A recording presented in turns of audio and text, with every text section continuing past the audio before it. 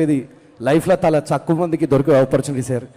దయచేసి మీరు కూడా ఒక్కసారి స్టేజ్ మీదకి వస్తే రేవంత్ అన్న, I feel so happy. Thank you so much sir.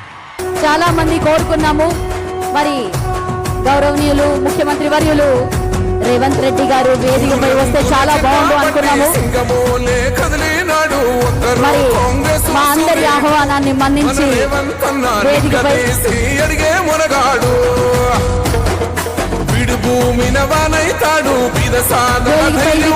బాబు గారు, కేశవరావు గారు, అరకార వేణుగోపాల్ గారు, శ్రీనివాస్ రెడ్డి గారు,